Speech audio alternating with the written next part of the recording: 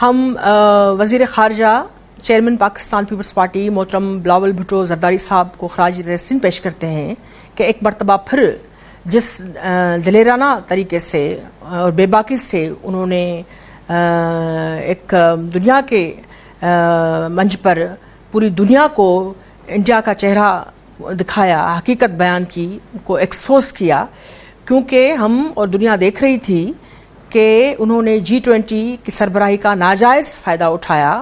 اور کشمیر میں جو یہ کانفرنس کے حوالے سے انہوں نے جو پروپیگنڈائی کی، جو کشمیر جو ایک بہت بڑا انسانی جیل بنا ہوا ہے اور مقبوضہ کشمیر جس حوالے سے وائلیشنس ہو رہی ہیں، میرے خیال میں محترم بلاول بھٹو زرداری صاحب نے اسمبلی میں خطاب کرتے ہوئے اور پھر کل جو باغ والے جلسے میں جہاں اتنے سارے لوگ آئے اور لوگ ان کو سننا چاہ رہے تھے، کیونکہ وہ کشمیر کے نہتی ماؤں بہنوں بیٹیوں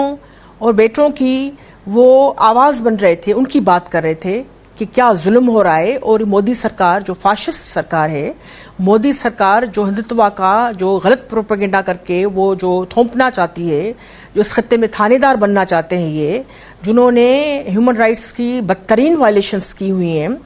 وہ آ کر سربراہی کا ناجائز فائدہ اٹھا کر اپنے فیصلے، اپنی آبزرویشنز رکھنا چاہتے تھے۔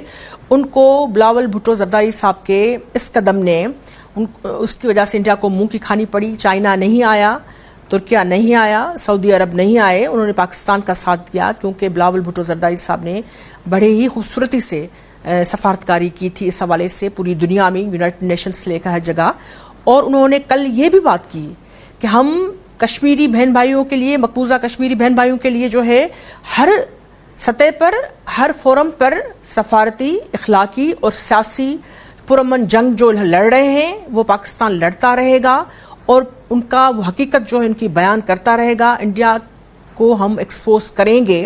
اور ان کی وائلیشنز کو جو ہے ہم ایکسپوز کریں گے۔ انڈیا کو آخرکار یہ ڈرامے بازی یہ ختم کرنی پڑے گی، اور ہم خطے میں ایک پرامن مقبوضہ کشمیر کا جو ہے وہ حل چاہتے ہیں۔ اور اس کے ساتھ ساتھ میں 9 مئی کے واقعات کی بھی مذمت کرنا چاہتی ہوں شدید، کہ جس طریقے سے اس دن شہداء کے یادگار کو اور مختلف جو ہے جگہوں پر جو بدترین وائلنس اور وائلیشنس کا جو گھناؤنا کھیل کھیلا گیا، میرے خیال میں یہ کوئی بھی محب وطن پاکستانی اس چیز کو برداشت نہیں کرے گا۔ اور پاکستان پیپلز پارٹی تو شروع کے دن سے وائلنس کے خلاف رہی ہے، امن کی بات کرتی ہے اور سب کو پولیٹیکل اسپیس دینے کی بات کرتی ہے، اور ہم جو ہے اپنے اداروں کے ساتھ کھڑے ہیں۔ ہم پرامن پولیٹیکل پارٹی ہیں۔ ہم سمجھتے ہیں کہ PTI کو اس طریقے سے اتنی حد تک نہیں جانا چاہیے تھا، اور اس کی پرزور مذمت ہم نے کی ہے اور کرنا بھی چاہیے۔